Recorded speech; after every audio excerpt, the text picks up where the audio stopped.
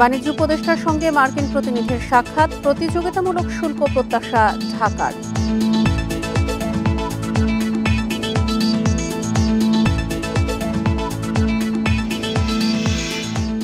দুর্ভিক্ষের আলামত দেখছে বিএনপি, কাউকে ছাড় দেবে না জনগণ, মন্তব্য রেজভির। সংকট নিরসনে সুষ্ঠু ভোটের তাগিদ।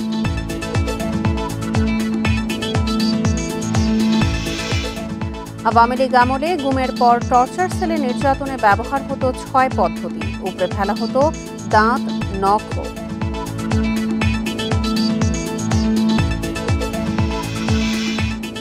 ফেনীতে এখনও প্লাবিত হচ্ছে নতুন নতুন এলাকা, ৩ উপজেলার ১০৬ গ্রামে পানিবন্দী লাখো মানুষ।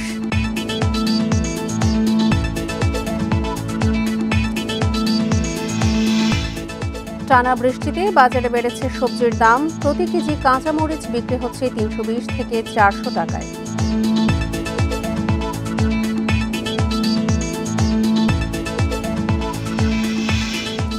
স্বাগত বিরতিহীন সংবাদ দুপুরে, আপনাদের সাথে আছি সঞ্চারী মজিদ তমা। শুনছিলেন শিরোনাম, চলে যাচ্ছি পুরো খবরে। আমদানি বাড়ানোর আশ্বাসে বাংলাদেশ যুক্তরাষ্ট্রের মধ্যকার শুল্ক নিয়ে দ্বিতীয় দিনের আলোচনা শেষ হয়েছে। আলোচনায় শুল্কের ক্ষেত্রে ন্যায্যতা ও পরিবেশ যেন বাংলাদেশের জন্য প্রতিযোগিতামূলক থাকে তাতে জোর দেওয়া হয়েছে। এ সময় উভয় পক্ষ সহযোগিতা অব্যাহত রাখার আশ্বাস দিয়েছে বলে জানিয়েছে প্রধান উপদেষ্টার প্রেস উইং। বৃহস্পতিবার বাংলাদেশ সময় রাত ৯টায় বৈঠক শেষে এসব জানানো হয়। ওয়াশিংটনে অনুষ্ঠিত বৈঠকে অংশ নেন বাংলাদেশের বাণিজ্য উপদেষ্টা শেখ বশিরউদ্দিন ও যুক্তরাষ্ট্রের বাণিজ্য প্রতিনিধি অ্যাম্বাসেডর জেমিসন গ্রিয়ার। বৈঠকে বাণিজ্য ও চলমান শুল্ক নিয়ে বিস্তারিত আলোচনা হয়। বেশ কিছু বিষয়ে দুই দেশ একমত হয়েছে। পরে বাণিজ্য উপদেষ্টা বাংলাদেশের সার্বিক পরিস্থিতি তুলে ধরেন। বাংলাদেশ সময় রাত ৯টায় আবারও শুল্ক নিয়ে আলোচনার কথা রয়েছে। চূড়ান্ত আলোচনার মধ্য দিয়ে শেষ হবে ৩ দিনের এই আয়োজন।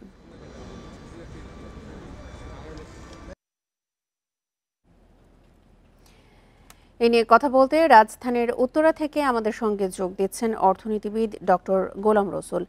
জনাব ডক্টর গোলাম রসুল, আপনাকে স্বাগত জানাচ্ছি বিরতিহীন সংবাদ দুপুরে। শুরুতেই যে বিষয়ে জানতে চাই যে গত ২ দিন ধরে তো আমেরিকায় বৈঠক চলছে, আমাদের বাণিজ্য উপদেষ্টাও সেখানে আছেন। শুল্ক কমানোর বিষয়ে আপনি কতটুকু আশাবাদী? ধন্যবাদ আপনাকে। আমরা সবাই আশাবাদী যে আলোচনা চলছে, সুখবর হচ্ছে আলোচনা চলছে, আরও একদিন আলোচনা আছে।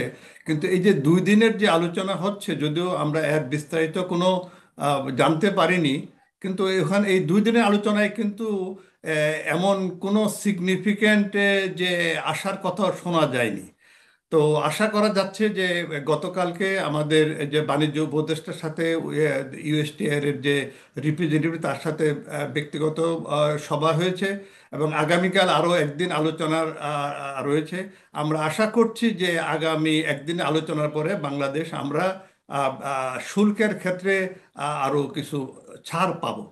কিন্তু এর সাথে সাথে আশঙ্কার কথা যেটা হচ্ছে, মনে হচ্ছে যেটা বিভিন্নভাবে শোনা যাচ্ছে যে এই যে ট্যারিফ নেগোসিয়েশনটা হচ্ছে শুল্ক নিয়ে, সেখানে ট্যারিফের সাথে অনেক নন ট্যারিফের আলোচনা চলে আসছে, যেটা আসলে আমাদের আশঙ্কার কথা দাঁড়িয়ে যাচ্ছে। যে নন ট্যারিফ যেটা হচ্ছে, যে একদিকে হচ্ছে আমরা যদি ওদের আমেরিকার জন্য যে আমদানি বাড়ানোর জন্য আমাদের যে প্রোডাক্টগুলো আমেরিকা থেকে আসে সেগুলোর আমরা শুল্ক যদি কমাই, কিন্তু আমরা এর বিপরীতে আমাদের শুল্ক কতটুকু কমানো হবে সেই পরিমাণে কোনো গ্যারান্টি নাই।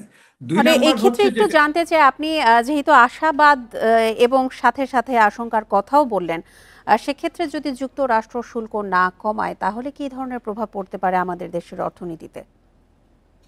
শুল্ক রাষ্ট্র যদি যুক্তরাষ্ট্র যদি আমাদের শুল্ক না কমায়, আমাদের অর্থনীতিতে একটা ব্যাপক প্রভাব পড়বে। ব্যাপক প্রভাব পড়বে এই জন্য যে যুক্তরাষ্ট্র হচ্ছে আমাদের যে প্রধান রপ্তানি পণ্য, পোশাক শিল্পে এর একটা বড় রপ্তানি উৎস, বড় রপ্তানি দেশ। আমরা প্রায় বছরে $8 বিলিয়ন রপ্তানি করি যুক্তরাষ্ট্রে, যার অধিকাংশ হচ্ছে পোশাক শিল্প, এবং এই পোশাক শিল্প আমাদের রপ্তানির 80%-এরও বেশি আসছে। এবং এখন এই পোশাক শিল্প কিন্তু খালি পোশাক শিল্প নয়, পোশাক শিল্পের সাথে এর আনুষঙ্গিক অনেকগুলো সেক্টর জড়িত। কারণ এই পোশাক শিল্প যদি আমাদের কোনো কারণে ব্যাহত হয় আর রপ্তানির গতিটা কমে যায়, যেটা আশা করা হচ্ছে, আশঙ্কা করা হচ্ছে যে যদি এই ট্যারিফটা না কমায়, তাহলে হয়তো ইউএসএ তে আমাদের রপ্তানি পোশাক শিল্পে প্রায় $1 বিলিয়ন কমে যেতে পারে। এবং যদি $1 বিলিয়ন রপ্তানি কমে যায়, এর প্রভাব কিন্তু খালি পোশাক শিল্পে পড়বে না, এর সাথে সহযোগী যে অন্যান্য ব্যাকওয়ার্ড ফরওয়ার্ড যে লিঙ্কেজ ইন্ডাস্ট্রিগুলো আছে, যেমন ইভেন ব্যাংকিং, ইন্স্যুরেন্স, আমাদের এই যে ট্রান্সপোর্টেশন, মেনি সেক্টরে পড়বে। এবং সবচেয়ে বড় প্রভাব পড়বে আমাদের নিম্ন আয়ের যে জনগোষ্ঠী যারা এই পোশাক শিল্পে কাজ করছে, বিশেষ করে মহিলারা, নিম্ন আয়ের জনগোষ্ঠী, তাদের কিন্তু জীবন জীবিকাতে একটা আঘাত আনবে। কারণ তাদের এই যে যদি যদি কর্মসংস্থানটা কমে যাবে, কাজেই এটার প্রভাব শুধু আমাদের পোশাক খাতেই থাকবে না, পোশাক খাতের পাশাপাশি অন্যান্য খাতেও এর এর একটা ব্যাপক প্রভাব পড়বে। এবং এই প্রভাবটা আমাদের সামগ্রিক অর্থনৈতিক প্রভাব পড়বে, এমন আমাদের ম্যাক্রো অর্থনীতিতে এই প্রভাব পড়তে পারে। এবং সবচেয়ে বড় কথা হচ্ছে, এই অর্থনীতির প্রভাবটা কিন্তু অর্থনীতিকে ছাড়াই আমাদের সামাজিক সংকট হয়ে যেতে পারে। কারণ এর ফলে যদি কিছু লোকদের কর্মসংস্থান হারায়, বেকারত্ব বাড়ে, সেটার প্রভাবটা আমাদের সামাজিকভাবেও পড়বে। কাজেই আমি দেখছি যে এই এই যদি আমাদের শুল্ক যেটা আছে এটা যদি না কমে, এটা বাংলাদেশের রপ্তানি খাতে, পোশাক খাতে এবং অন্যান্য রপ্তানি খাতে এবং অর্থনীতিতে এবং সামাজিক ক্ষেত্রে একটা বড় প্রভাব পড়তে পারে। আরেকটি বিষয় একটু জানতে চাই, পোশাক রপ্তানির ওপর নির্ভরতা কমাতে আগামীতে বাংলাদেশের জন্য কি ধরনের সতর্কতা গ্রহণ করা উচিত, যাতে করে এই ধরনের ঝুঁকি থেকে আমরা আমাদের দেশের অর্থনীতিকে বাঁচাতে পারি? খুব সুন্দর প্রশ্ন করেছেন আপনি। আমাদের যেটা বলছেন, আমাদের ঝুঁকির একটা বড় কারণ হচ্ছে, আমাদের যে 1 নম্বর ঝুঁকি হচ্ছে যে আমাদের রপ্তানির 80 থেকে 85 আছে একটা সেক্টর থেকে, পোশাক। তো কাজে আমাদের গ্রাজুয়ালি, অথচ মানে আমরা বলছি বারবারই এবং সরকারও বলছে, চেষ্টা করছে যে আমাদের এক্সপোর্টটা ডাইভার্সিফিকেশন করার জন্য, যে আমরা শুধু পোশাক শিল্প না করে অন্যান্য ক্ষেত্রে কিভাবে আরো আমাদের রপ্তানিটা বাড়াইতে পারি, একদিকে আমাদের সেই। দ্বিতীয় নাম্বার হচ্ছে আমাদের ইভেন মার্কেটটা ডাইভার্সিফিকেশন। আমরা যদি খেয়াল করে দেখেন, আমাদের এই মার্কেটটা পোশাক শিল্পের, আমি যেটা বললাম, সেই কয়েকটা কান্ট্রির উপর বেশিরভাগ নির্ভর হয়ে যাচ্ছে। একটা হচ্ছে ইউএসএ এবং ইউরোপ, এই দুইটা বড় মার্কেট হয়ে যাচ্ছে। কাজে এদের যে কোনো ডিসিশনের কারণে আমাদের ইকোনমিক সেক্টর, এক্সপোর্ট সেক্টরটা কিন্তু খুব ভালনারেবল হয়ে যাচ্ছে, যেমন আমরা এবার দেখতে পাচ্ছি আমেরিকার ক্ষেত্রে। কাজেই আমাদের এখন মার্কেটটা ডাইভার্সিফিকেশনটা করতে হবে। এবং আমাদের যে এশিয়ান বিভিন্ন কান্ট্রির ইকোনমিগুলো গ্রো করছে, আমাদের দেখতে হবে যে আমরা এই মার্কেটটা কি করে আরো ডাইভার্সিফাই করতে পারি, যাতে আমাদের কোনো এক বিশেষ দেশের উপর আমাদের রপ্তানির নির্ভরশীলতা আমরা কমাতে পারি, যাতে তাদের নীতির পরিবর্তনের কারণে আমাদের অর্থনীতিতে আঘাত না আসে। এটা অবশ্যই, অফকোর্স, এটা একটা not easy task, difficult task, এবং আমাদেরকে স্ট্র্যাটেজিক্যালি গ্রাজুয়ালি সেভাবে করতে হবে। এবং সেই জন্য আমাদের স্ট্র্যাটেজিক্যালি সবগুলো স্টেক হোল্ডারকে নিয়ে আলোচনা করে, তাদেরকে এনগেজ করে গ্রাজুয়ালি আমাদেরকে প্ল্যান ওয়াইজ করতে হবে যে আমরা কি করে আমাদের মার্কেটটা এখন ডাইভার্সিফাই করব। যেমন আমরা দেখতে পাচ্ছি চীনের অভিজ্ঞতা, যে চীনের উপর যখন যুক্তরাজ্যের ট্যারিফ বাড়লো, তারা কিন্তু তাদের মার্কেটটা যুক্তরাষ্ট্রের উপর কমায়া, তা এরা কিন্তু আসিয়ান মার্কেটের উপর আস্তে আস্তে অনেক কিছু বাড়ায় ফেললো। তা এখন চীনের রপ্তানি যুক্তরাষ্ট্রের চেয়ে বেশি হচ্ছে আপনার আসিয়ান কান্ট্রিগুলোতে। তো আমরা যদি সেই এক্সপ্লোরেশনটা আমাদের করতে হবে, কি করে আমাদের মার্কেটটা আরো ডাইভার্সিফাই করতে পারি। আর আরেকটা বিষয় যেটা আমার কাছে খুবই আশঙ্কা মনে হচ্ছে, যে আমরা যুক্তরাজ্যের রপ্তানির বাণিজ্য ধরে রাখতে যাই, আমরা যুক্তরাষ্ট্রের বাণিজ্য ধরে রাখতে যাই, আমরা যে বিভিন্ন রকম কথা শুনছি, বিভিন্ন রকম কনসেশন দেওয়া হচ্ছে, এক্ষেত্রে আমাদেরকে খুব কেয়ারফুল হতে হবে। কারণ আমরা কিন্তু ওয়ার্ল্ড ডাব্লিউটিওর মেম্বার, এবং ডাব্লিউটিওর মেম্বার হিসাবে আমরা কিন্তু যে এমএফএন যে রুল, যেটা যে আমরা কোনো দেশকে যদি কোনো বিশেষ সুবিধা দেই, এই সুবিধা কিন্তু অন্যান্য সব দেশই পাবে। এখন আমরা যদি যুক্তরাষ্ট্রকে এককভাবে কোনো বিশেষ সুবিধা দিতে চাই, হ্যাঁ, সেটা কিন্তু ডাব্লিউটিওর এফএমএন রুল অনুযায়ী সেটা ইউরোপ এবং অন্যান্য দেশও পাবে। কাজে জি। আমাদের সেইটা মনে রাখতে হবে যে আমরা যুক্তরাষ্ট্রের বাজার ধরে রাখতে যাই যেন আমরা ইউরোপ বা অন্যান্য দেশের যে আমাদের যে মার্কেট আছে, যেমন আমরা যদি গার্মেন্টসের মার্কেট কথা বলি, একক দেশ হিসেবে যুক্তরাষ্ট্র আমাদের বড় ডেস্টিনেশন, কিন্তু ইউরোপিয়ান ইউনিয়ন কিন্তু আমাদের মোস্ট লার্জেস্ট। জি। এবং ইউরোপিয়ান ইউনিয়নের মধ্যে আমি যদি খালি জার্মান এবং ইউকের কথা বলি, এই দুইটা দেশের যদি যে আমাদের রপ্তানি সেটা যদি আমরা যোগ করি, দেখা যাবে যে আমেরিকার চেয়েও বেশি। তো কাজেই জি। আমরা যে সুযোগটা এখন বা রপ্তানি যে ট্যারিফের যে কনসেশনটা আমরা যুক্তরাষ্ট্রকে দেব, এটা কিন্তু যেন এর কারণে যেন আমাদের অন্যান্য ট্রেডিং পার্টনারের সাথে আমাদের সম্পর্কটা খারাপ না যাতে হয়, সেটা নষ্ট আমাদের না খেয়াল হয়, একদম ঠিক বলেছেন। আমরাও আশা করছি আপনার এই পরামর্শগুলো আমাদের রপ্তানি খাতে অবশ্যই কাজে লাগবে। আপনাকে অসংখ্য ধন্যবাদ আমাদেরকে সময় দেওয়ার জন্য। সার্বিক অর্থনৈতিক পরিস্থিতি বিবেচনায় দেশে দুর্ভিক্ষের আলামত দেখছে বিএনপি। এই সংকট নিরসনে একটি সুষ্ঠু ও অবাধ নির্বাচনের কোনো বিকল্প নেই বলে মন্তব্য করেছেন দলটির সিনিয়র যুগ্ম মহাসচিব রুহুল কবির রিজভী। সকালে রাজধানীর নয়াপল্টনের কেন্দ্রীয় কার্যালয়ে জিয়া পরিষদের এক প্রতিবাদ সভায় এই মন্তব্য করেন তিনি। বলেন, একটি ভিন্ন চক্র ভোট নিয়ে টালবাহানা করছে। নির্বাচনের মাধ্যমে দেশের মালিকানা জনগণের হাতে ফিরিয়ে দিতে হবে। জনগণ তাদের ভোটের অধিকার ফিরে পেলে সব সমস্যার সমাধান হবে। আর দুর্ভিক্ষের মতো পরিস্থিতি তৈরি হলে কাউকে ছাড় দেবে না দেশবাসী। এ অবস্থায় সরকারকে দেশের অর্থনীতি ও পোশাক শিল্প সচল রাখার তাগিদ দেন রুহুল কবির রিজভী। এ সময় তিনি বলেন, ফ্যাসিবাদী গোষ্ঠী নানা পথে প্রবেশের চেষ্টা করছে। এখনও সচিবালয়ে প্রশাসনে ফ্যাসিবাদের দোসররা বহাল আছে। তারা যে কোনো সময় মাথাচাড়া দিতে পারে। দুর্ভিক্ষের আলামত যদি আমরা দেখতে পাই, শুনতে পাই, তাহলে তো জনগণ আমাদের ছেড়ে দিবে না। আজকে প্রায় অসংখ্য গার্মেন্টস বন্ধ হয়ে যাচ্ছে, মানুষ কর্মহীন হচ্ছে। মানুষ যদি খাবার কিনতে না পারে, তাহলে কিন্তু দুর্ভিক্ষের আলামত তৈরি হবে। ফ্যাসিবাদ পুনর্বাসনের জন্য একটি চক্র চেষ্টা চালিয়ে যাচ্ছে বলে অভিযোগ করেছেন এনসিপির দক্ষিণাঞ্চলের মুখ্য সংগঠক হাসনাত আব্দুল্লাহ। দুপুরে যশোরের একটি হোটেলে জুলাই আন্দোলনে আহত ও নিহতদের পরিবারের সঙ্গে সাক্ষাৎ শেষে সাংবাদিকদের এ কথা জানান তিনি। হাসনাত বলেন, প্রধান উপদেষ্টা ডক্টর মোহাম্মদ ইউনূস যদি সব কিছু বাদ দিয়ে শুধু নির্বাচন করতে চান, তাহলে তাকেও জাতির কাঠগড়ায় দাঁড়াতে হবে। অভিযোগ করেন, এনসিপিকে পরিকল্পিতভাবে নির্বাচন বিরোধী বানানো হচ্ছে। বলেন, জুলাই সনদ, সংস্কার, বিচার, নির্বাচন সব প্যাকেজ আকারে হতে হবে। বেলা ৩টায় যশোর ঈদগাহ ময়দানে পথসভা শেষে খুলনায় যাবেন এনসিপির নেতারা।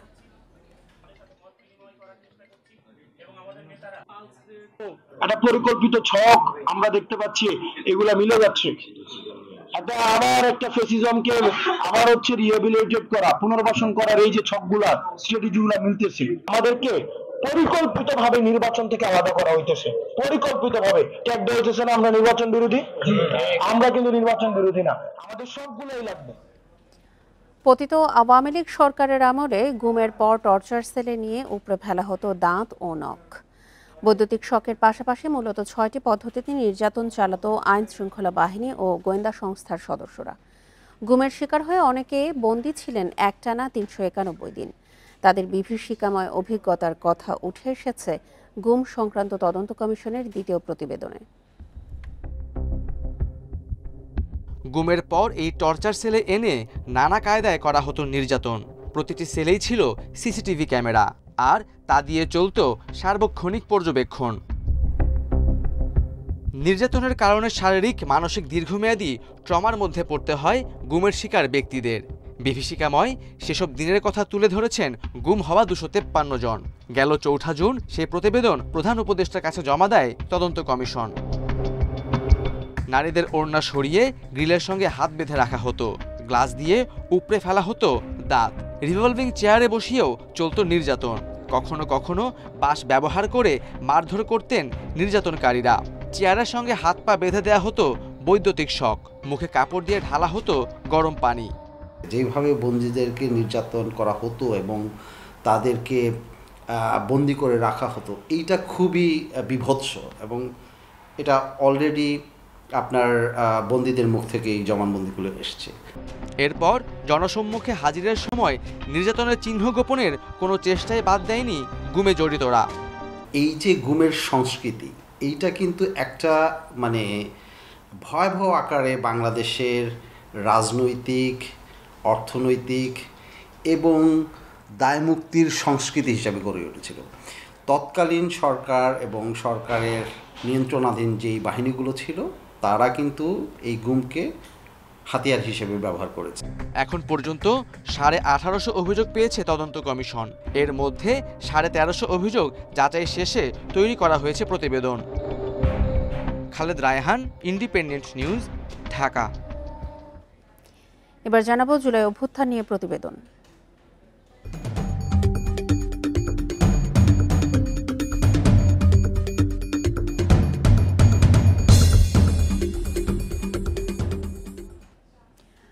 জুলাই আন্দোলনের অন্যতম দুর্গ রাজধানীর মোহাম্মদপুর। তীব্র আন্দোলনে বিশ্ববিদ্যালয়গুলো বন্ধ করে দিলে রাস্তায় নামে মোহাম্মদপুর ও আশপাশের স্কুল কলেজের শিক্ষার্থীরা। স্বৈরশাসকের অনুগত বাহিনী ও স্থানীয় আওয়ামী সন্ত্রাসীদের গুলিতে শহীদ হন অন্তত 22 জন। তাদের একজন 19 বছরের তরুণ সৈকত। বছর পেরোলেও পুত্র হারানোর দুঃসহ স্মৃতি নিয়ে কোনো রকমে বেঁচে আছেন তার বাবা মা।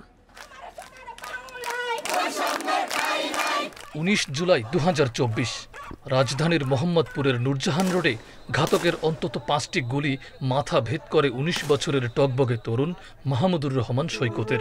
মাকে না বলি চুপি চুপি বৈষম্য বিরোধী আন্দোলনে যোগ দিয়েছিল শহীদ সৈকত। একমাত্র ছেলের একটু পরশ পেতে রোজই তার ব্যাট বল, বই খাতা আর ব্যবহারের জিনিসপত্র হাতড়ে বেড়ান মা আফরোজা রহমান। বছর পেরিয়েছে, কিন্তু এখনো ছেলে হারানো শোকের কালো ছায়ায় আচ্ছন্ন গোটা পরিবার। ও একটা ছেলে ফোনটা ধরে গেল, আপনার ছেলের গায়ে তো গুলি লেগেছে, আপনারা হসপিটাল যান। তো ওর আব্বুর সাথে সাথে কি করবে, ওর আব্বুর সাথে সাথে আমার ভাগ্নে এই সাততলা আমার ভাগ্নে আছে, ভাগ্নারে ফোন দিল যে বাবা এরকম এরকম তোর ভাইয়ের গায়ে তো বলে গুলি লেগছে বলে। একদম যে নাই ওইটা বলেও নাই, এমনি বলছি তোর বাইরের গায়ে বলে গুলি লাগছে। সরাসরি ওই ছেলেটা আমার বললো, আঙ্কেল আপনার তাড়াতাড়ি সরোয়ার দিতে হসপিটালে আসেন, আপনার ছেলে মারা গেছে। আমি সাথে সাথে ওখানে ঘুরে পড়লাম। আমার সায়েন্স নাই, মোবাইলও কিন্তু চলতেছে, আর কোনো কথা তো বলতে পারি না। ভাইয়ের নির্মম মৃত্যুর পর জুলাই ফাউন্ডেশনে যুক্ত হন সৈকতের বোন জুলাই যোদ্ধা সাবরিনা আফরোজ সেবন্তী। আহতদের চিকিৎসা আর শহীদদের সুষ্ঠু বিচারে এখনও লড়ছেন তিনি। আমার ভাইকে যে খুন করছে তাকে না ধরে যদি অন্য কাউকে ধরে ফেলা হয় আমি এটা চাই না। আমি চাই প্রকৃত যে দোষী তাকে যাতে ধরা হোক।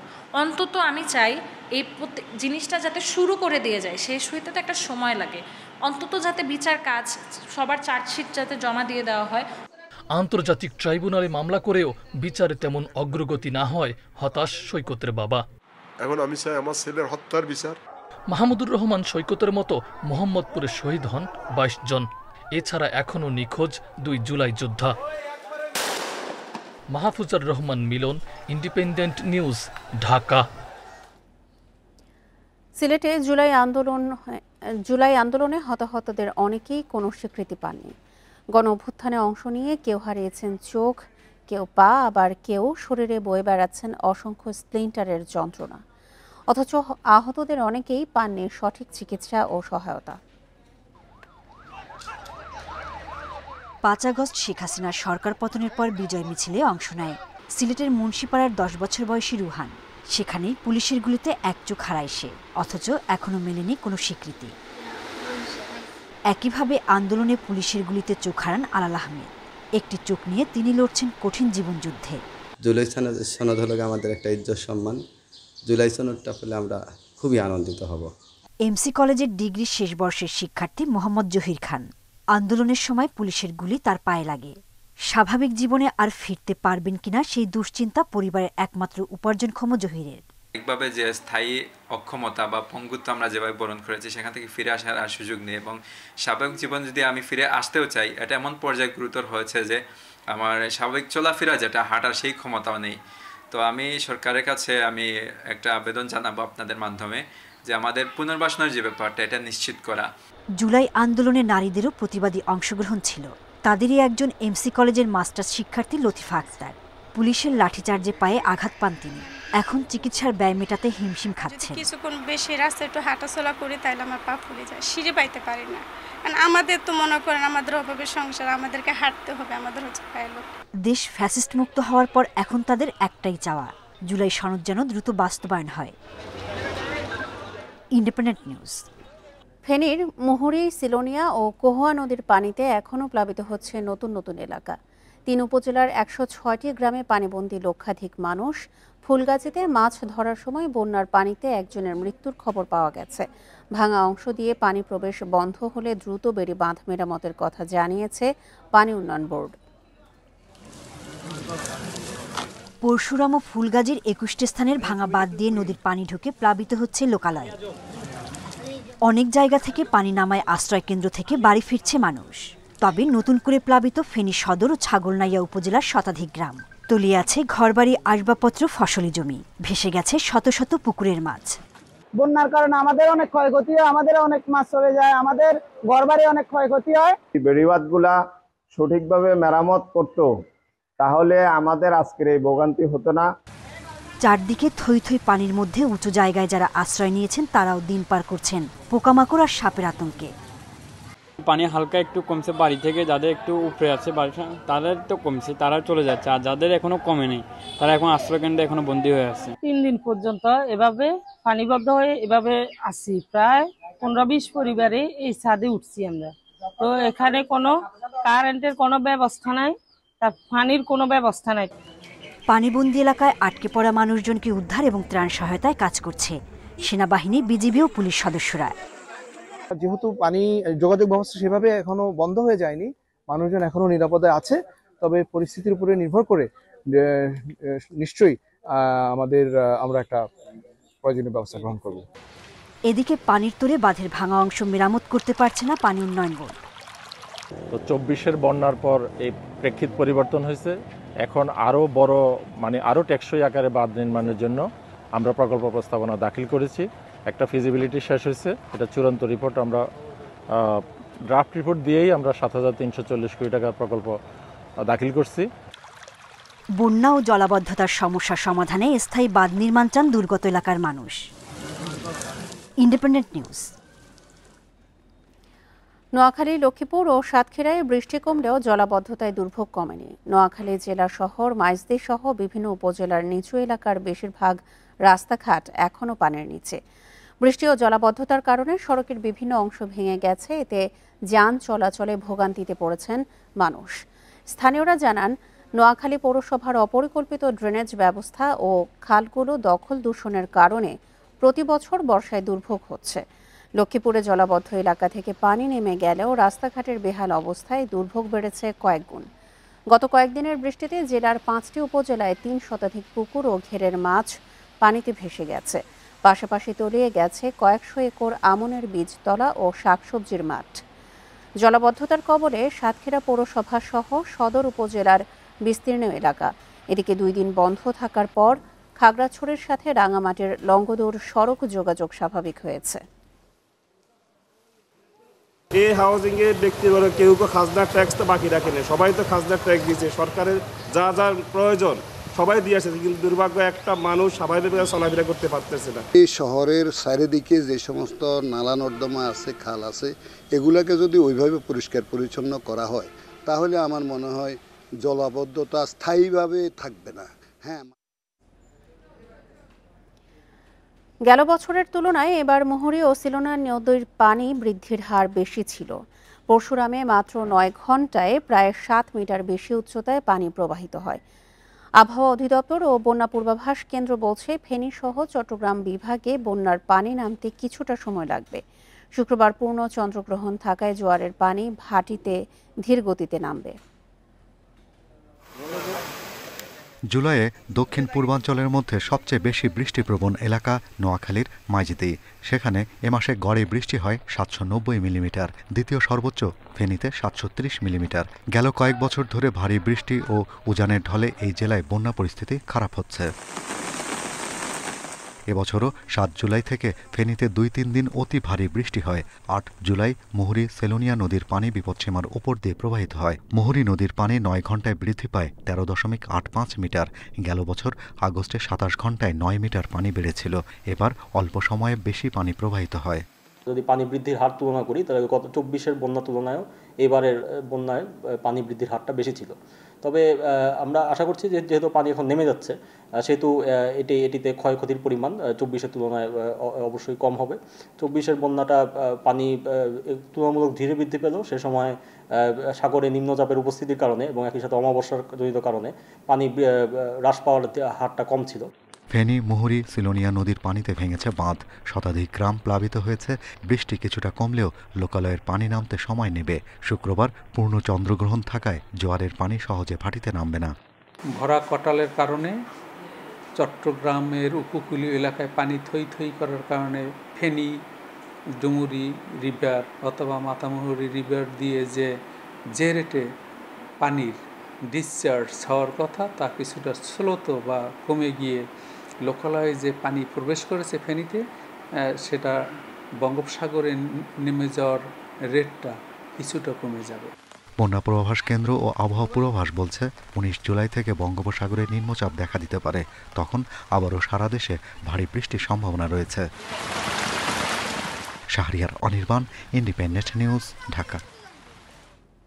ফেনীর বন্যা পরিস্থিতি নিয়ে আরও জানাতে যোগ দিচ্ছেন সহকর্মী সমীর উদ্দিন। সমীর, পানি তো বিপদসীমার নিচে রয়েছে, কিন্তু এখনো ভাঙা অংশ দিয়ে নতুন নতুন এলাকা প্লাবিত হচ্ছে। দুর্গত এলাকাগুলোর পরিস্থিতি নিয়ে জানাবেন।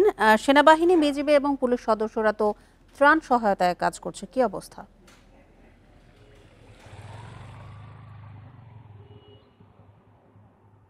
জি, আসলে আপনি যেটা বলছেন ঠিক, যে ফানি এখন বঙ্গোপসাগরের দিকে যেটি যাচ্ছে এটি হচ্ছে খুবই ধীরগতি। তবে যে 22টি জায়গাতে ভেঙেছে সেখান দিয়ে পানির যে স্রোত সেটি কিন্তু তীব্র আছে। পানি কিন্তু লোকালয়ে ঢুকছে। ফুলগাজী এবং পরশুরামের পানি কমলেও অন্যান্য জায়গায় যেমন ছাগলাইয়া, ফেনী সদর এই জায়গাগুলোতে কিন্তু পানি বাড়ছে। যে বন্যা দুর্গত এলাকা যতদূর বাড়ছে ততদূর উপজেলা প্রশাসনের ইউনোদেরকে, উপজেলা নির্বাহী কর্মকর্তাদেরকে দায়িত্ব দিয়েছে জেলা প্রশাসন যেন তাদের খোঁজখবর নিয়ে বন্যা দুর্গত এলাকায় যারা কষ্টের মধ্যে আছে তাদেরকে যেন খাদ্য সহায়তা দেয়, তাদেরকে রেস্কিউ করে সেই নির্দেশনাগুলো দিয়েছে। তবে জেলা প্রশাসন বলছে এখন অবরুদ্ধ অবস্থায় বা খুব রিমোট এরিয়াতে খুব কষ্টে আছে এমন কেউ নেই, প্রত্যেকেই যার যার জায়গাতে তারা নিরাপদ স্থানে চলে গিয়েছে। তবে যারাদেরকে উদ্ধার করা হয়েছে তাদেরকে নিরাপদ স্থানে এসে আশ্রয় কেন্দ্র যেগুলো আছে সেগুলোতে যে খাবার দেওয়ার যে বিষয়টা সেগুলো করছে। তবে বিদ্যুতের যে বিষয়টা, বিদ্যুৎ সচল এখনও 20 থেকে 22,000 গ্রাহককে বিদ্যুৎ সংযোগ দিতে পারে না, কারণ যে ওই জায়গাগুলোতে অনেক বেশি ঝুঁকিপূর্ণ আছে, বিদ্যুৎ সংযোগ দিলে বড় ধরনের দুর্ঘটনা ঘটতে পারে সেই জন্য। আর মোবাইল টাওয়ারের যে কথা বলা গেল যে ইন্টারনেটের যে অবস্থা সেটি অনেক জায়গায় ধীরগতি আছে, তবে বিদ্যুৎ না থাকার কারণে অনেকগুলো টাওয়ার বন্ধ আছে, সেগুলো সচল করার ব্যাপারে জেনারেটর দিয়ে তারা কাজ করছে। আর পরশুরাম এবং ফেনী যে সড়কটি আছে সেটিতে যান চলাচল আস্তে আস্তে বাড়ছে, তবে এখনও যান চলাচল ব্যাহত হচ্ছে, ওইভাবে করে যান চলাচল যাওয়া যাচ্ছে না, কারণ এখনও ফুলগাজী পরশুরাম যে ফেনী সড়কটি আছে সেটিতে এখনও পানি রয়েছে, কোথাও হাঁটু পরিমাণ পানি, কোথাও। বন্যা পরিস্থিতি নিয়ে আলোচনা করতে এই মুহূর্তে রাজধানীর গ্রিন রোড থেকে আমাদের সঙ্গে যোগ দিচ্ছেন বন্যা পূর্বাভাস কেন্দ্রের নির্বাহী প্রকৌশলী সর্দার উদয় রায়হান। জনাব সর্দার উদয় রায়হান, আপনাকে স্বাগত জানাচ্ছি বিরতিহীন সংবাদ দুপুরে। শুরুতেই যে বিষয়টি জানতে চাই যে ফেনী অঞ্চলে আমরা যে এইবার বন্যা পরিস্থিতি দেখছি, গত বছরও কিন্তু এর চাইতে ভয়াবহ পরিস্থিতির সম্মুখীন আমরা হয়েছি। সেক্ষেত্রে ফেনী অঞ্চলে বন্যা পরিস্থিতি মোকাবেলায় ইতোমধ্যে আমাদের কি ব্যবস্থা নেওয়া উচিত? ধন্যবাদ আপনাকে। আজ 11 জুন 2025 খ্রিস্টাব্দ সর্বশেষ তথ্য অনুযায়ী বর্তমানে ফেনী জেলার মুহুরী ও সিলোনিয়া নদীর পানি পরশুরাম উপজেলায় বিপদসীমার নিচ দিয়ে প্রবাহিত হচ্ছে। তবে এর ভাটির অঞ্চলে পানি হ্রাস পেলেও একটু ধীর গতিতে হ্রাস পাচ্ছে, তবে উজানের অংশে পানি হ্রাস পাওয়ার প্রবণতা ভালো এবং বন্যা পরিস্থিতির কিছুটা উন্নতি হচ্ছে। তবে ভাটির অঞ্চলে এখনো বন্যা পরিস্থিতি বিরাজ করছে, বিশেষ করে পরশুরাম এবং ফুলগাজী উপজেলার আরো ভাটিতে। তো আশা করা যাচ্ছে যে পরিস্থিতির উন্নতি অব্যাহত থাকবে এবং পরবর্তীতে ভাটির অংশ নদ নদীর পানি হ্রাসের প্রবণতা বা গতি বৃদ্ধি পেতে পারে। এবং আমরা লক্ষ্য করেছি যে গত 2024 সালে এবং 2025 সালেও পরপর ফেনী জেলাতে আকস্মিক বন্যা সংঘটিত হয়েছে। মূলত মৌসুমী লঘুচাপের প্রভাবে যে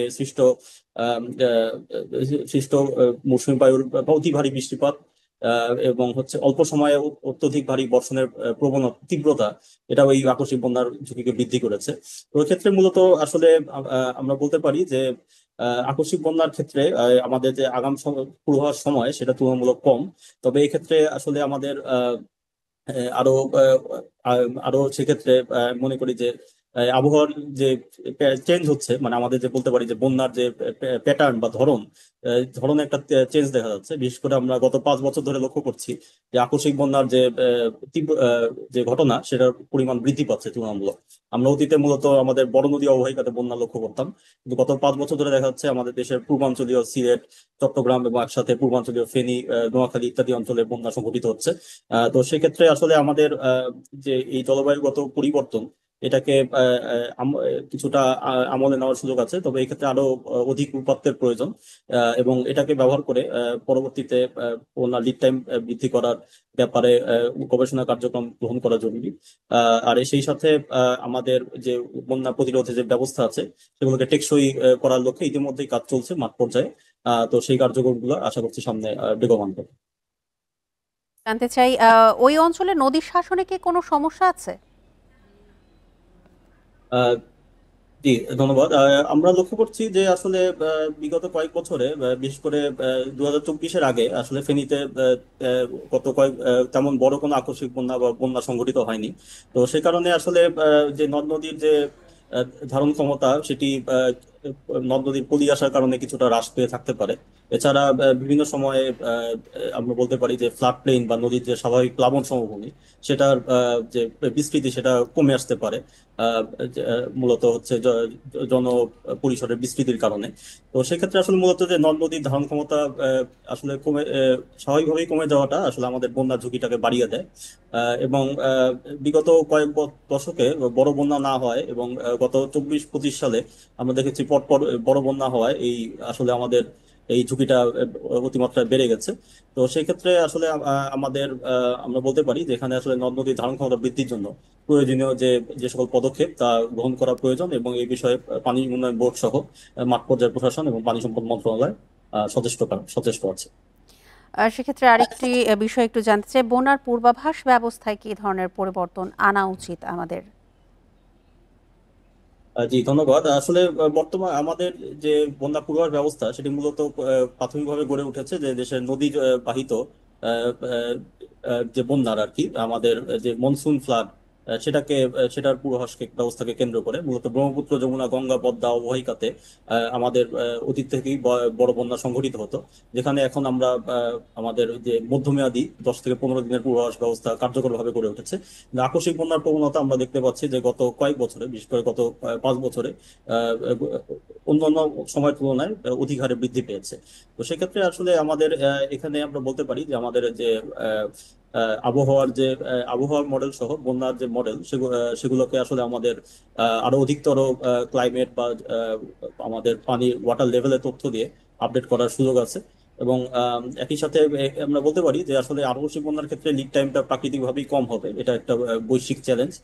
তবে সেক্ষেত্রে আসলে একটা পূর্বাভাসের পাশাপাশি একটা বন্যা প্রতিরোধী ব্যবস্থা গড়ে তুলতে হবে, যাতে যে কোনো সময়ে বন্যার পূর্বাভাস পেলেই যথাযথ ছাড়াদানের মাধ্যমে বন্যার ক্ষয়ক্ষতি কমিয়ে আনা যায় এবং এই বিষয়ে সমন্বিতভাবে পানি সম্পদ মন্ত্রণালয় সহ দুর্যোগ ব্যবস্থা আমরা আশা করছি আমরা একসঙ্গে যাতে এই বন্যার সংকট মোকাবেলা করতে পারি। অবশ্যই আপনাকে অসংখ্য ধন্যবাদ আমাদেরকে সময় দেওয়ার জন্য।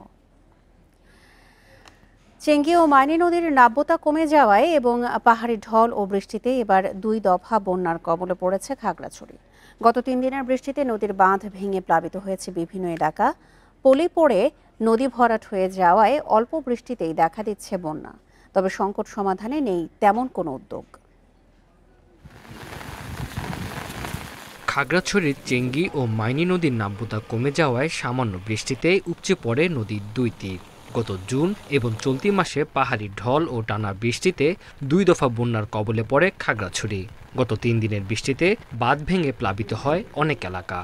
পলি মাটি পরে ভরাট হয়ে গেছে, এটা খনন করতে হবে আগে। খনন করলে পানিগুলো দ্রুত চলে যায়। যদি সরকারের নতুন করে কোনো পদক্ষেপ নেয় বা কাজ করায় দেয়, খনন করে একটু গভীরতা বাড়ায় দেয়, পানি নিষ্কাশনের যে ব্যবস্থা করলে যেভাবে হয় সেভাবে করে দিলে হয়তো হইতে পারে। নদী আস্তে আস্তে বড় হয়ে যাচ্ছে, মাটি বড় হয়ে যাচ্ছে। নদী দিয়ে যেই পানি চলাচল করার দরকার ছিল সেই নদীটা ওই রকম খনন হচ্ছে না। রাস্তাটা মনে করেন আর 2-1 ঘন্টা পরে পুরোপুরি চলে যাবে। আমাদের এখানে প্রায় সময় মনে করেন বৃষ্টি রাস্তাঘাট সম্পূর্ণ বন্ধ হয়ে যায়। বন উজাড় ও জুম চাষের কারণে মাটি ক্ষয়ে তা জমা হচ্ছে নদীর বুকে। এজন্য চিরসবুজ প্রজাতির বৃক্ষ বনায়নের পরামর্শ বন বিভাগের। স্থানীয় জনগোষ্ঠী তাদেরকে যদি এগ্রিকালচার প্রোডাকশনটা যদি আমরা পাহাড়ে না করে যদি সমতল ভূমিতে যদি উৎসাহিত করতে পারি এবং পাহাড়ি ভূমিগুলোকে আমরা বনায়নের আওতায় যদি আনতে পারি, এটা স্থানীয় জনগণ উপকৃত হবে। নদীর চেয়ে তীরবর্তী এলাকা নিচু হওয়ায় পানির চাপ ধরে রাখতে পারে না চেঙ্গি ও মাইনি। এজন্য নাব্যতা বাড়াতে খননের কথা জানিয়েছেন জেলা প্রশাসক। চেঙ্গি এবং মাইনি নদীতে আপনারা জানেন যে বিগত সময়গুলোতে সেভাবে ড্রেজিং না হওয়ার কারণে এখানে নাব্যতার সংকট দেখা দিয়েছে। এবং আশা করছি যে খনন কার্যক্রমটা তারা শুরু করলে আমাদের এখানে নাব্যতার সংকট কেটে যাবে। পাহাড়ি নদীর পানি প্রবাহ স্বাভাবিক রাখতে দ্রুত ব্যবস্থা নেওয়ার দাবি জানিয়েছেন ভুক্তভোগীরা। Independent news. টানা বৃষ্টির প্রভাব পড়েছে সবজির বাজারে। কাঁচামরিচের কেজিতে দাম বেড়েছে 300 টাকার মতো। এছাড়া বেশ কিছু সবজির কেজিতে বাড়তি 5 থেকে 10 টাকা। ব্রয়লার ও সোনালী মুরগির কেজিতে বেড়েছে 10 থেকে 20 টাকা। তবে স্থিতিশীল আলু, পেঁয়াজ সহ অন্যান্য পণ্যের দাম। কয়েকদিনের টানা বৃষ্টিতে অনেক জায়গায় ডুবে গেছে ফসলের ক্ষেত। এতে যোগান কমেছে শাকসবজি ও অন্যান্য কৃষি পণ্যের। সবচেয়ে বেশি দাম বেড়েছে কাঁচামরিচের। খুচরায় কাঁচামরিচের কেজি বিক্রি হচ্ছে 320 থেকে 400 টাকায়। কিছুদিন আগেও যাচ্ছিল 80 থেকে 120 টাকা। কাঁচামরিচ গেল সপ্তাহে ছিল 80 টাকা 100 টাকা, বৃষ্টির কারণে এই সপ্তাহে 320 টাকা। আর বেগুন ছিল 80 টাকা কেজি, এই সপ্তাহে বেগুন হচ্ছে 160 টাকা কেজি। পত্রিকায় দেখলাম কেজি 200 থেকে 300 টাকা, কিন্তু বাজারে এসে কিনলাম 400 টাকা করে। যেখানে আগে কিনতে হতো হাফ কেজি, এখন আজকে কিনলাম মাত্র 250 গ্রাম। সবজির মধ্যে করলার কেজি উঠেছে 100 থেকে 160 টাকায়, পটলের কেজি 70 টাকা, ঢেঁড়স 60 টাকা, কাঁকরোল বিক্রি হচ্ছে 80 টাকা কেজি দরে। প্রায় সব সবজির কেজিতে 5 থেকে 10 টাকা বাড়তি। টমেটো বেচা আছে আমরা 150, আরেকটা আছে 200 দেশি টক টমেটোটা। যেখান থেকে কিনে নিয়ে আসে সেখানে যদি কন্ট্রোলিং না থাকে তাহলে এদেরও তো বেশি দিয়ে কিনে নিয়ে আসে, আর বেশি দিয়ে কিনে নিয়ে আসলে তো এদের তো কিছু প্রফিট করেই বিক্রি করতে হবে আর কি। সপ্তাহের ব্যবধানে কেজিতে 10 থেকে 20 টাকা বেড়েছে ফার্মের মুরগির দাম। ব্রয়লার মুরগি বিক্রি হচ্ছে 170 থেকে 180 টাকা কেজিতে। 300 থেকে 320 টাকা কেজিতে বিক্রি হচ্ছে সোনালী মুরগি। ব্রয়লার মুরগি আপনার 165 থেকে 70 টাকা, লাল মুরগি 300 টাকা, আর সোনালী আমরা 300-310 টাকা। মানে গ্যাসের সাথে থেকে আজ থেকে মানে 15-20 টাকা বাড়তি। শাকসবজির দাম বাড়লেও পেঁয়াজ, রসুন এবং আলুর দাম স্থির। 55 থেকে 60 টাকা কেজিতে বিক্রি হচ্ছে পেঁয়াজ, রসুন বিক্রি হচ্ছে 120 থেকে 140 টাকা কেজিতে। 25 থেকে 30 টাকা কেজিতে স্থির আলুর দাম। Tareq Hossain, Independent News, Dhaka. রাজধানীর সূত্রপুরে গ্যাস লিকেজ থেকে বিস্ফোরণে 3 সন্তান সহ এক দম্পতি দগ্ধ হয়েছেন। রাত 3:30টার দিকে এই দুর্ঘটনা ঘটে। দগ্ধরা হলেন গৃহকর্তা রিপন, তার স্ত্রী চাঁদনি ও তাদের 3 সন্তান রোকন, তামিম ও 1 বছরের মেয়ে আয়শা। স্বজনরা জানান, দগ্ধ রিপন পেশায় ভ্যান চালক। পরিবারের সাথে তিনি সূত্রপুরের কাগজিটোলার একটি 5তলা ভবনের নিচ তলায় ভাড়া থাকতেন।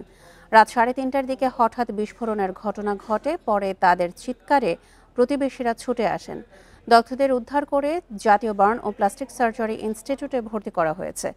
হাসপাতালটির আবাসিক সার্জন জানান, দগ্ধদের মধ্যে রিপনের শরীরের 60%, চাঁদনির 45%, রোকনের 60%, তামিমের 42% ও শিশু আয়শার 43% পুড়ে গেছে। সবারই শ্বাসনালী পুড়ে যাওয়ায় অবস্থা আশঙ্কাজনক।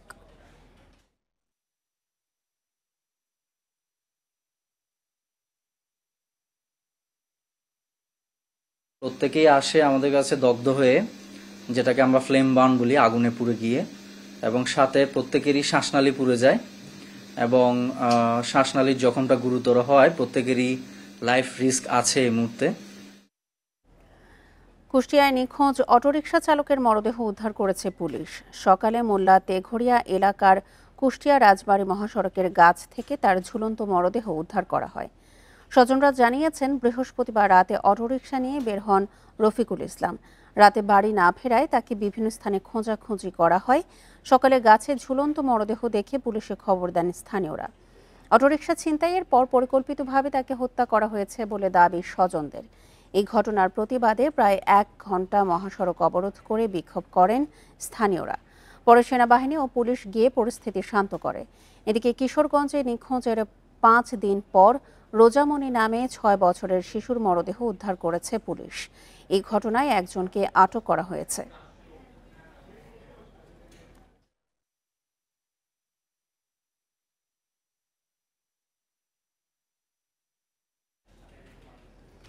আপনারা দেখছেন বিরতিহীন সংবাদ দুপুর। সংবাদে অন্যান্য খবরের সাথে আরও যা থাকছে।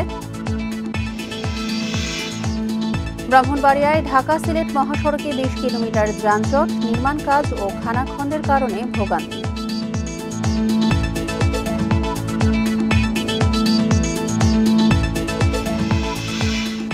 অনূর্ধ্ব 20 নারী সাফ চ্যাম্পিয়নশিপ শুরু 3টায়। উদ্বোধনী ম্যাচে বাংলাদেশের প্রতিপক্ষ শ্রীলঙ্কা।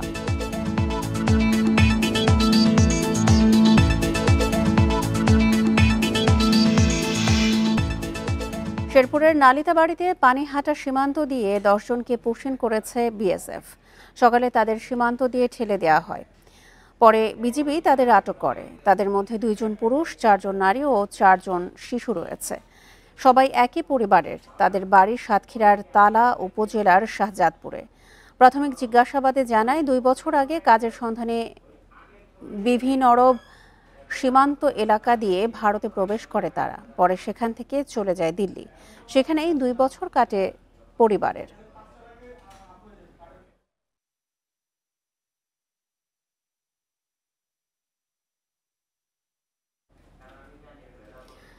দেশের আমদানি রপ্তানি কার্যক্রম নিরবচ্ছিন্ন রাখতে সাপ্তাহিক ছুটির দিনেও খোলা চট্টগ্রাম কাস্টমস হাউস। তবে আজও সার্ভার জটিলতায় বিড়ম্বনায় অভিযোগ সেবাগ্রহীতাদের। সকাল থেকেই চট্টগ্রাম কাস্টমস হাউসে আসতে থাকেন এনবিআর কর্মকর্তা ও C&F এজেন্ট প্রতিনিধিরা।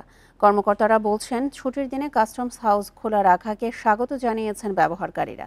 তবে সার্ভার জটিলতার অভিযোগ ছিল আজও। সমস্যা সমাধানে কাজ চলছে জানিয়ে দ্রুত এই সংকট সমাধানের আশা কাস্টমস কর্তৃপক্ষের। আন্তঃবাণিজ্যের তথ্য ও শুল্কের হিসাব রাখার মাধ্যম এসআইকুডা ওয়ার্ল্ড সিস্টেম ধীরগতিতে থাকায় গত কয়েকদিন ধরে বৈদেশিক বাণিজ্যের পণ্য চালান ছাড় প্রক্রিয়া কিছুটা বাধাগ্রস্ত হয়। এই প্রেক্ষাপটে সব কাস্টমস হাউসকে সাপ্তাহিক ছুটির দিন খোলা রাখার নির্দেশ দেয় রাজস্ব বোর্ড।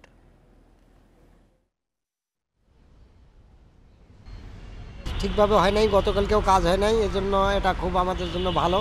কন্টিনিউয়াস ড্যামারেজ হয়, এটা ইম্পোর্টারের ক্ষতি, আমাদেরও কিছুটা ক্ষতি হয় কাজের ব্যাঘাটে। এই জন্য যেটা খোলা রাখছে এটা আমাদের জন্য সুবিধাজনক। এটার সমাধান কোনো পথে আমাদের কমিশনার মহোদয় উদ্যোগতা নিচ্ছে না। অ্যাকচুয়ালি এই সার্ভারটা না থাকলে আমাদের CNF এর কোনো দামই নেই। ব্যাকলগ তৈরি হচ্ছে। CNFরা এই কয়েকটা দিন যে প্রবলেম ফেস করেছে, এই শুক্র শনিবার এই পণ্য চালান অ্যাসেসমেন্টের মাধ্যমে খালাস হলে পণ্যের আমাদের যে পোর্টের ব্যাকলগও কমবে, একই সাথে আমাদের যে স্টেক হোল্ডার বা সার্ভিস নিচ্ছেন যারা, তারা উপকৃত হবে। গ্যাস সংকটের কারণে ঘোড়াশাল তাপবিদ্যুৎ কেন্দ্রের উৎপাদন পুরোপুরি বন্ধ রয়েছে। জুনের মাঝামাঝি থেকে 1610 মেগাওয়াট ক্ষমতা সম্পন্ন তাপবিদ্যুৎ কেন্দ্রের উৎপাদন পুরোপুরি বন্ধ হয়ে যায়। বিদ্যুৎ কেন্দ্রের প্রধান প্রকৌশলী এনামুল হক জানান, গত 2 বছর ধরে এই বিদ্যুৎ কেন্দ্রের গ্যাস সংকট চলছে। এর জেরে 9 জুন থেকে 5 নম্বর ইউনিট, 13 জুন থেকে 4 নম্বর ইউনিট এবং 14 জুন থেকে 7 নম্বর ইউনিটের উৎপাদন বন্ধ রয়েছে। বিকল্পভাবে গ্যাস সরবরাহ করার জন্য সংশ্লিষ্ট মন্ত্রণালয়ে আবেদন করা হয়েছে বলেও জানান তিনি। এছাড়া বাকি ইউনিটগুলো মেরামতের কাজ চলছে জানিয়ে গ্যাস সরবরাহ হলে সেগুলো চালু করা হবে বলে আশা তার।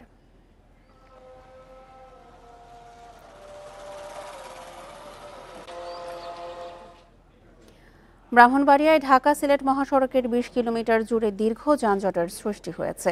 এতে চরম ভোগান্তিতে পড়েছেন যাত্রী ও চালকরা। বৃষ্টির কারণে খানাখন্দে পড়ে যানবাহন বিকল হওয়ায় রাতে আশুগঞ্জ গোলচত্বর থেকে সরাইলের শাহবাজপুর পর্যন্ত যানজটের সৃষ্টি হয়। দুপুর পর্যন্ত সড়কটিতে থেমে থেমে চলছে যানবাহন। যানজটে নাকাল শত শত যাত্রী। চালকরা জানান, গোলচত্বর এবং সরাইল বিশ্ব রোড এলাকায় 4 লেন সড়কের নির্মাণ কাজ ও খানাখন্দের কারণে প্রায়ই যানজটের সৃষ্টি হয়। এছাড়াও সড়ক জুড়ে গর্তের কারণে যানবাহনের ধীর গতি দুর্ভোগ বাড়িয়েছে। এদিকে যানজট নিরসনে কাজ চলছে বলে জানায় পুলিশ। বিশ্ব রোডে কিছু ভাঙন আছে, আশুগঞ্জে গুলচত্বরে কিছু ভাঙন আছে, তাছাড়া হাইওয়েতে বিভিন্ন জায়গায় কিছু কিছু গর্ত আছে। ওইগুলো সব কিছু মিলে আমাদের এই যানজটটা একটু তীব্র আকার ধারণ করেছে। বর্তমানে ঢাকা সিলেট হাইওয়েতে গাড়ি চলাচল কিছুটা স্বাভাবিক হয়েছে। আইনি জটিলতায় রাঙামাটিতে প্রাথমিক বিদ্যালয়ের শিক্ষক নিয়োগ দিতে পারছে না জেলা পরিষদ। গত 5 বছর ধরে বন্ধ আছে নিয়োগ কার্যক্রম। প্রতি মাসে অনেক শিক্ষক অবসরে যাওয়ার পর শূন্য পদের সংখ্যা এখন প্রায় 1000। এতে ব্যাহত হচ্ছে শিশুদের পাঠদান কার্যক্রম। 1997 সালে পার্বত্য চুক্তির মাধ্যমে 3 পার্বত্য জেলায় শিক্ষক নিয়োগ ও পদায়নের দায়িত্ব পায় জেলা পরিষদ। পাহাড়ে এই চাকরিতে নিয়োগের জন্য বয়সসীমা নির্ধারণ করা হয় 40 বছর, কিন্তু 2020 সালে তা কমিয়ে 30 বছর করলে বাড়ে অসন্তোষ। এক পর্যায়ে বিষয়টি গড়ায় আদালতে। 5 বছর ধরে বন্ধ আছে শিক্ষক নিয়োগ কার্যক্রম। এমনকি এই সময় অনেকে অবসর নিলেও সেসব পদে আর কোনো শিক্ষক পদায়ন হয়নি। এতে পাঠদান ব্যাহত হওয়ার পাশাপাশি বাড়তি চাপে পড়েছেন শিক্ষকরা। শিক্ষক সংকট হলে আমাদের সঠিক পাঠদান তো হওয়া দূরের কথা, আমাদের খুব কষ্ট করে চালাতে হচ্ছে। এটা বিদ্যালয়গুলোতে যদি শিক্ষক পদ শূন্য থাকে, আমাদের লক্ষ্যটা আমরা অর্জন করতে পারি না। অনেক স্কুলে 2 জন টিচার নিয়ে স্কুল চালাতে হচ্ছে। সচেতন মহল বলছে, সমস্যার সমাধান না হওয়ায় ক্ষতিগ্রস্ত হচ্ছে নতুন প্রজন্মের শিশুরা। এজন্য সরকারের হস্তক্ষেপ চেয়েছেন তারা। ব্যক্তিগত অভিমত হলো যে জেলা পরিষদের মাধ্যমে শিক্ষক নিয়োগ প্রক্রিয়াটি দ্রুত কার্যকরী করার মাধ্যমে এই এলাকার শিক্ষা সংকটকে দূরীভূত করা। শিক্ষক নিয়োগ জটিলতায় প্রাথমিক শিক্ষা কার্যক্রম চরম ব্যাহত হচ্ছে দাবি জেলা প্রাথমিক শিক্ষা কর্মকর্তার। যে কারণে নিয়োগটা বন্ধ আছে সেটি হলো যে মহামান্য হাইকোর্টে একটি রিট পিটিশন আছে। তো রিট পিটিশনের কারণে সেখানে মামলাটা থাকাতে এখানে নিয়োগ কার্যক্রমটা সম্পন্ন করা যাচ্ছে না, যার ফলে এটি আসলে পড়াশোনা এবং বিভিন্ন প্রাথমিক শিক্ষা কার্যক্রম ব্যাহত হচ্ছে স্বাভাবিকভাবেই। জেলায় 760টি প্রাথমিক বিদ্যালয়ে শিক্ষার্থী আছে প্রায় 50,000, তবে সহকারী শিক্ষক 602টি এবং প্রধান শিক্ষকের পদ খালি আছে 373টি। Independent news. এছাড়া বিরোধীহীন সংবাদ দুপুরে আমন্ত্রণ পরের আয়োজনে।